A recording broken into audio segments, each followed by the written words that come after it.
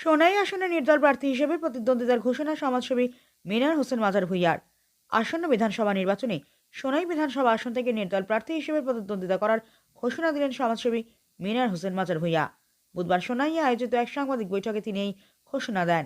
সাংবাদিকদের সঙ্গে আলাপচারিতায় মিনার হোসেন মাজার ভূঁইয়া জানান, মানুষের স্বার্থে কাজ করার দৃঢ় সংকল্প নিয়ে তিনি নির্বাচনে নামছেন। জনগণের সমস্যা, উন্নয়ন ও ন্যায়ের প্রশ্নকে সামনে রেখেই তিনি ভোট যুদ্ধে অবতীর্ণ হওয়ার সিদ্ধান্ত নিয়েছেন বলে জানান তিনি। এক প্রশ্নের উত্তরে সমাজসেবী মিনার হোসেন বলেন, তিনি যদিও বরখলা বিধানসভা সমষ্টির বাসিন্দা, তবে দীর্ঘদিন ধরে সোনাই এলাকার মানুষের সঙ্গে তার সুসম্পর্ক রয়েছে। সেই সম্পর্ক ও মানুষের ভালোবাসার ভিত্তিতেই সোনাই আসন থেকে নির্বাচনের প্রতিদ্বন্দ্বিতা করার সিদ্ধান্ত নিয়েছেন তিনি। এছাড়া মিনার হোসেন লস্কর দাবি করেন, ইতিমধ্যেই সাধারণ মানুষের কাছ থেকে তিনি ব্যাপক সাড়া পাচ্ছেন, যা তাকে আরও উৎসাহিত করেছে। আমি মিনার হোসেন মাজার ভূঁইয়া। আগামী বিধানসভা নির্বাচন আসন্ন আসাম 119 নম্বর সোনাই বিধানসভা থেকে ইন্ডিপেন্ডেন্ট ক্যান্ডিডেট হিসাবে আমি প্রতিদ্বন্দ্বিতা করার ইচ্ছা করছি এবং দীর্ঘ 8-9 মাস থেকে সোনাই সমষ্টির 18টা জিপির সঙ্গে, আমার জিপির জনগণের সঙ্গে অনেক দেখা সাক্ষাৎ হয়েছে এবং গৌরবে অনেক সভা সমিতি করছি এবং অনেক মানুষের সুখে দুঃখে আমি পাশে দাঁড়িয়েছি এবং অনেক সাহায্য সহযোগিতা করেছি। তাই জনগণ আমাকে আশ্বাস দিয়েছেন যে আমাকে আগামী 26-এ সোনাই থেকে বিধায়ক হিসেবে নির্বাচিত করবেন।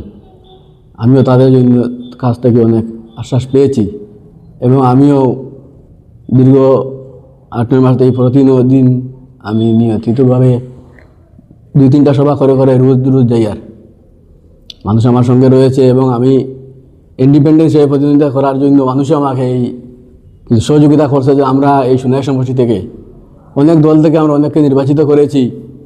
যে হারে নির্বাচিত করেছি সেই হিসাবে আমরা সহযোগিতা বা আমরা উন্নয়ন হচ্ছে না এবং অনেক দলও নির্বাচিত করার পরে তারা অন্য দলে যায় গিয়ে। এইরকম অনেক অসুবিধা রয়েছে। ভোটারে আমাকে বলেছেন, তাই আমি বলেছি যে না, আমি কোনো দলে যাব না বা এক দল থেকে আরেক দলের সঙ্গেও আমি সম্পর্ক রাখবো না। আর ভোটারও আমাকে বলছে তারা যদি আমি ইন্ডিপেন্ডেন্ট থাকি তারা আমাকে ফুলফিল সহযোগিতা করে যাবে এবং আমাকে নির্বাচিত করবেন, এই আশ্বাস তারা দিয়েছেন। আমি 100% আশা করছি যে আমি বড়খলা থেকে এখানে করলে, এটা তো খাসাড় জেলার এক জেলার বড়খলা সোনাই এবং এখন ডিএলিমিনেশনে কিতা করছে বড়খলার অনেক এলাকা সোনাইতে নিয়ে এসেছে আর সোনাইয়ের অনেক এলাকা গেছে বড়খলায়। যেমন খনিমুড়ি থেকে এসে খাটিগড়ার জন্য কমলা করতে চাচ্ছেন খাসাড় জেলার খাটিগড়ায় প্রতিদ্বন্দ্বিতা করার। খাটিগড়ার বিধায়ক আলগাপুর খাটলি ছড়া চাচ্ছেন খলিলুদ্দিন মজুমদার। আর আমি তো আমার পাশে মনে করো এই যে রহিমের দোকান দোকানোর হি সাইড বড়খলা, এই সাইড সোনাই, যার লাগে এমন অসুবিধা নয়। আর জয়ী হওয়ার অনেক আমি পেয়েছি যে জয়ী হয়ে বলে আমার একটা আশা হয়েছে। মানুষ যেভাবে আমাকে সাড়া দিচ্ছেন বা আমিও যেভাবে মানুষের সঙ্গে যোগাযোগ করেছি যে এটা বড়খলা সোনাই, এটা এমন কোনো অসুবিধা হবে না। অসুবিধা হচ্ছে না যে আমি সোনাইয়ের মানুষের সঙ্গে আমার সম্পর্কটা বেশি রয়েছে। অনেক সম্পর্কিত আমার আত্মীয় রয়েছেন এবং আমার ব্যবসায়ীর জন্য অনেক সম্পর্ক রয়েছে। তারা আমাকে বলেছে যে সোনাই থেকে বড়খলা থেকে সোনাইতে আসলে আমার জয়টা নিশ্চিত হবে। এটা তো আপনারা পাইছেন, নিউজে পাইছেন বা সোশ্যাল মিডিয়াতে পাইছেন আমি কী করছি কি না। আমি নিজের পক্ষ থেকে কিতাব হইতাম। আপনারা নিশ্চয়ই চ্যানেলের মাধ্যমে আসেন, আপনারা তো ভাবার লাগে অসুবিধা হচ্ছে না, নিশ্চয়ই পাইছেন। আচ্ছা, আপনি ইতিমধ্যে করেছি বুথে টাচ করার পর আপনি কীরকম সাড়া পেয়েছেন?